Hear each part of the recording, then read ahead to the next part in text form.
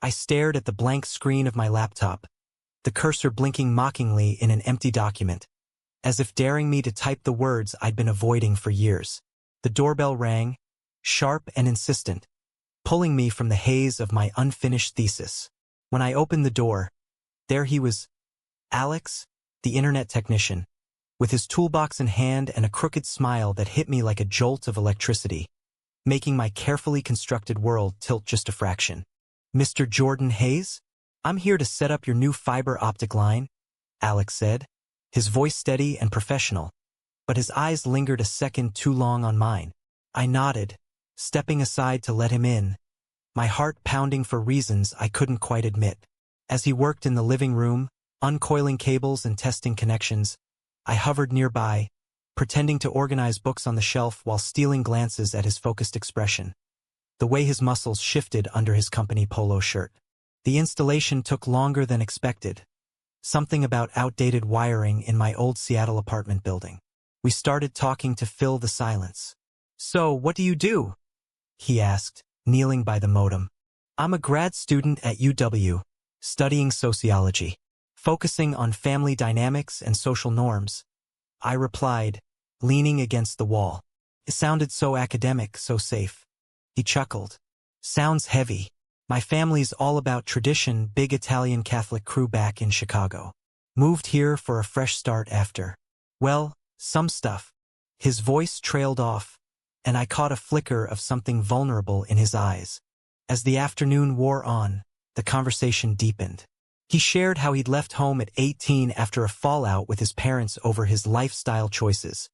As he put it vaguely, I found myself opening up too, admitting how my own conservative family in Texas had expectations that weighed on me like chains. Marriage, kids, the whole American dream package. "They think I'm just focused on school," I said. "But it's more than that." By the time he finished, the sun was dipping low, casting golden hues through the windows.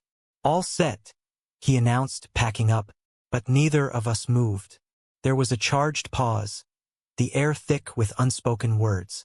Then, impulsively, I asked, "Want to grab a coffee? As thanks." He hesitated, then smiled. "Sure, why not?" That coffee turned into dinner, then walks around the neighborhood. Alex was 25, 2 years older than me, with a quiet intensity that drew me in.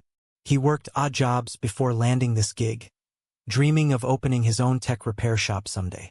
But beneath his easygoing demeanor lurked pain, rejection from his family after coming out as gay at 17. They said it was a phase, then a sin, he told me one night over burgers. "Haven't spoken in years." I listened, my own secrets bubbling up.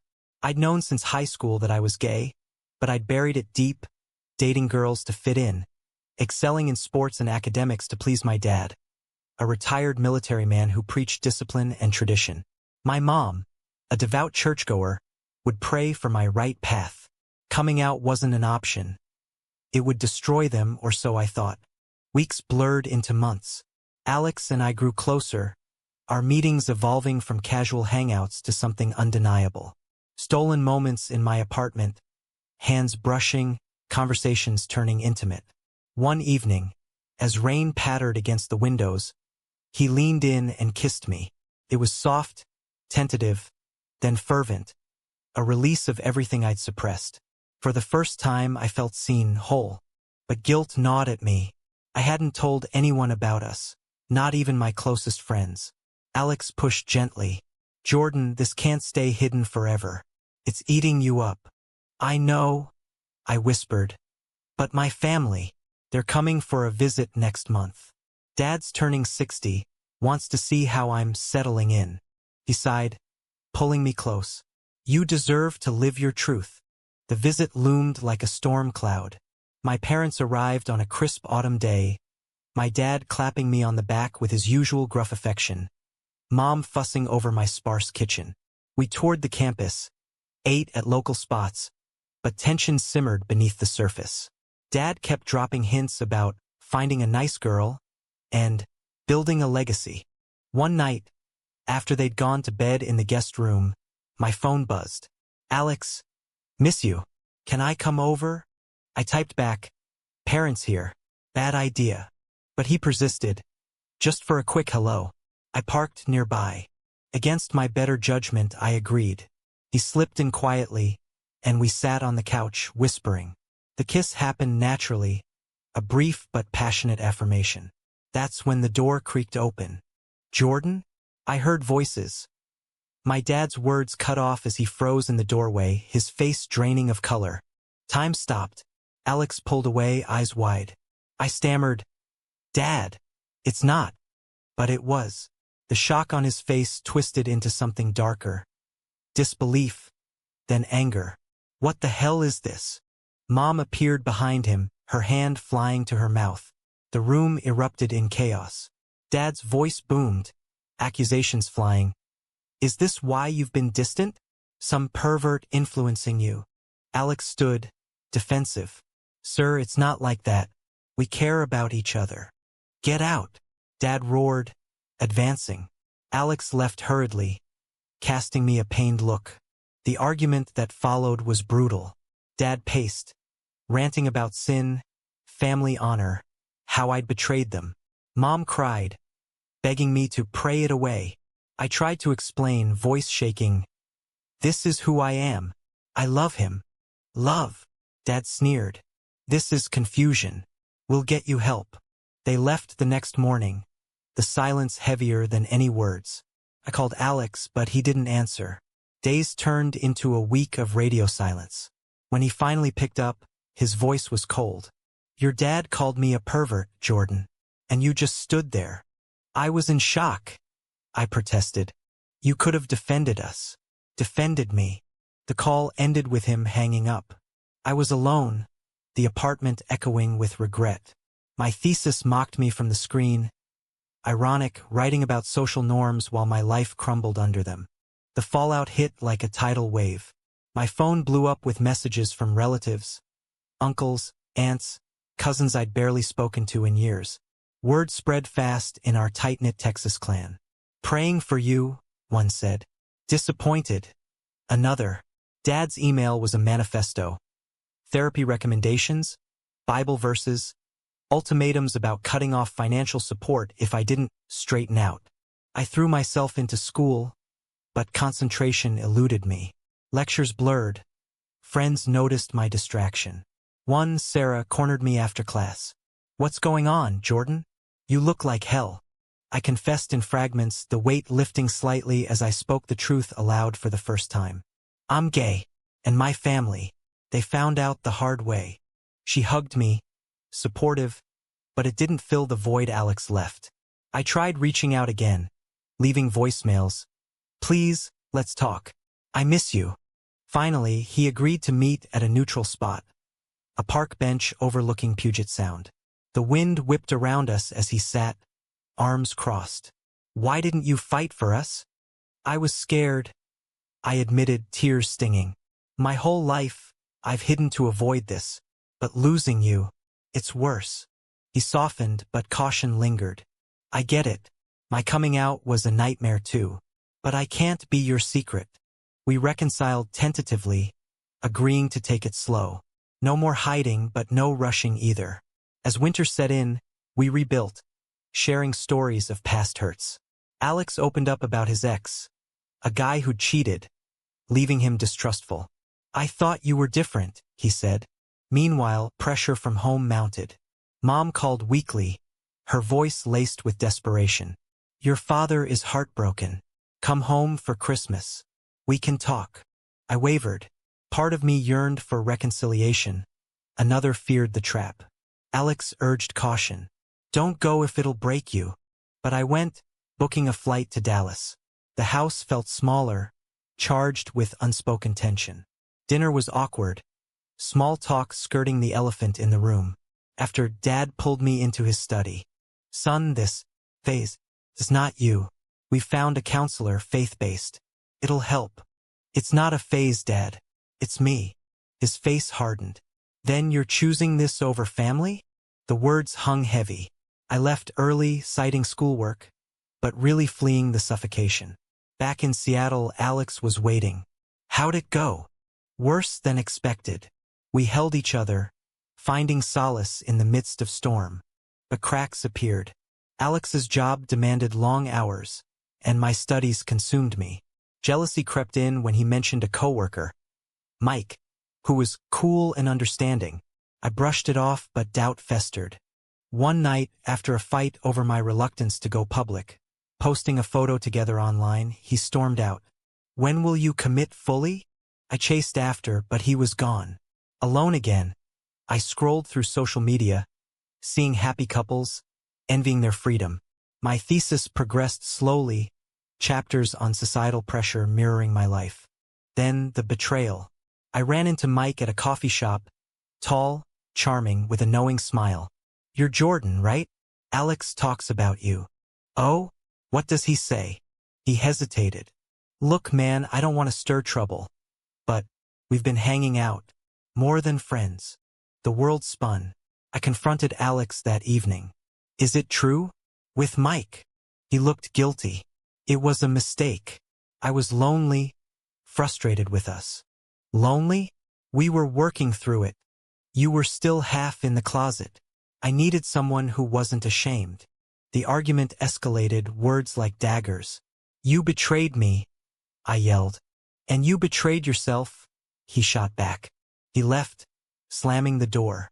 I collapsed, sobs racking my body. How had it come to this? The man who'd connected me to the world had disconnected my heart. Rebuilding from the ashes felt impossible. I blocked Alex, deleted photos, threw myself into therapy. Real therapy, not the conversion kind my parents pushed.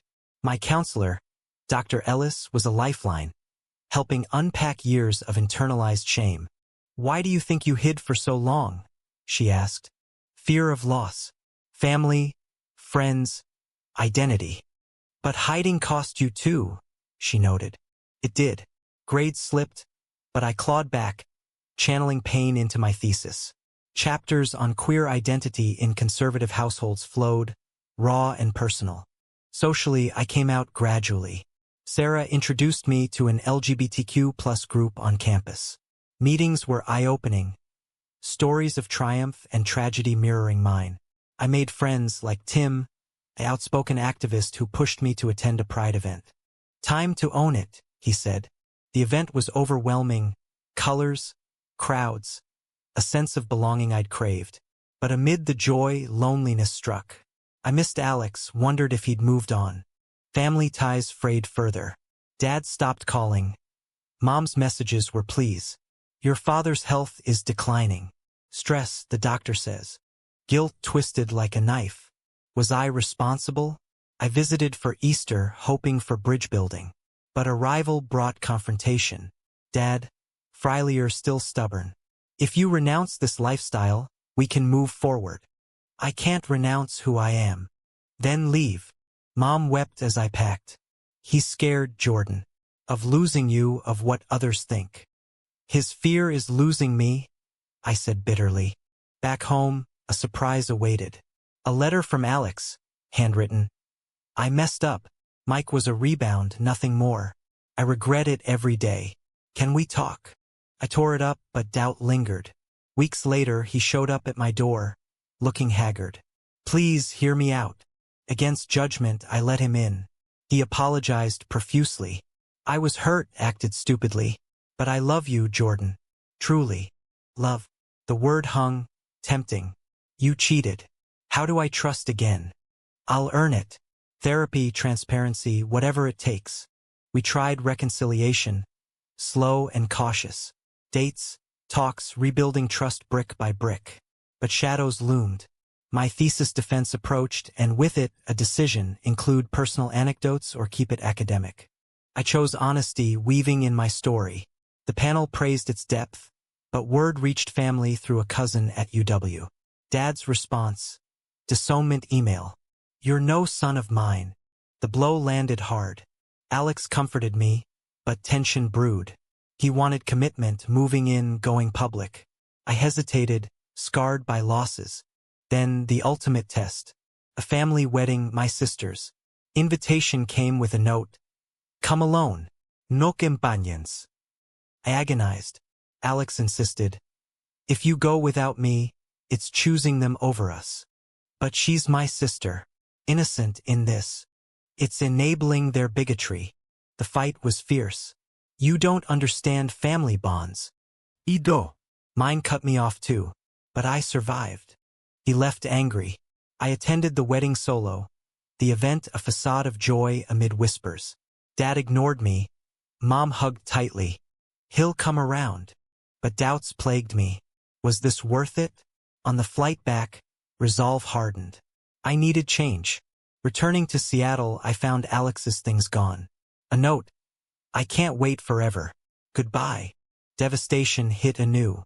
Friends rallied, group nights, support. Tim encouraged activism. Channel this into change.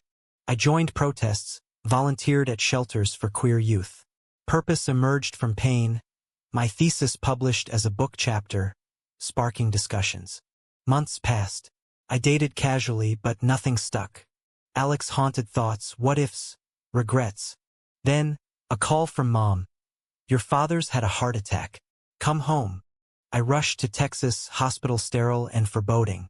Dad lay pale, machines beeping. He woke weakly. Jordan. We talked haltingly. I was wrong, he whispered. Fear drove me. Seeing you, happy, even in pain, made me think. Tears flowed. I just wanted acceptance. I'm trying. Tell me about him, Alex. But Alex was gone. I shared anyway, the good and bad. Dad listened, a shift palpable.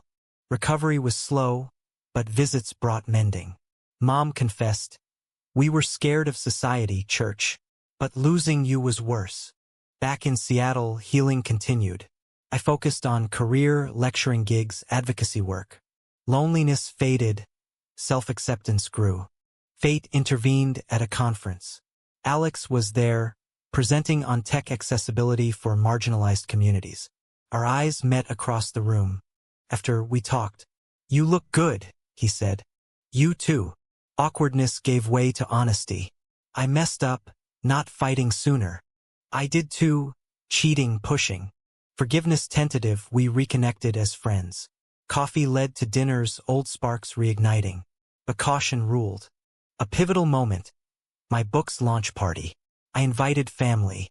Dad came, hesitant but present. Seeing him mingle, even awkwardly, with my queer friends was surreal. Alex attended too. Dad approached him. I owe you an apology. For everything. Alex nodded. Appreciated. Later, alone, Alex and I walked. This is progress, he said. Yeah, but we've both paid prices. Trust broken, time lost. He took my hand. Worth it for this? I squeezed back. Maybe. As seasons changed, our relationship deepened anew. We moved in together, a cozy house in the suburbs, symbolizing commitment. Therapy helped navigate scars, his from betrayal, mine from rejection. Family integration was gradual. Holidays together, awkward at first, then warmer. Dad joined a support group for parents of LGBTQ+ kids. His transformation inspiring. But society loomed large. Workplace discrimination. Alex faced slurs at a job site, quitting for his startup. I dealt with backlash from conservative academics critiquing my work as agenda-driven. We fought back. Op-eds, speeches, building community. Our story became a beacon for others, shared in podcasts, emphasizing resilience amid adversity. Yet mouthwan lingered. A moral dilemma arose when my sister confided her own secret. She was in a same-sex relationship, terrified to tell Dad. Should I out her to prepare him? I wondered. Alex advised against. Her choice, her timing. But tension built. At a family gathering, she broke down, revealing all. Dad's reaction. Silence, then embrace. I've learned from my mistakes with Jordan. I love you. Relief washed over us. But the journey highlighted costs, emotional tolls, fractured bonds mended but scarred. One evening, reflecting on our path, Alex asked, was it all worth the pain? Pondered. The betrayals, heartbreaks, awakenings. They forged us stronger, more authentic. In the end, our love endured, a testament to fighting through darkness. But questions remain, echoing the ethical tightropes we walked. Was hiding one's true self ever justifiable, even to protect loved ones, or does it always lead to greater harm?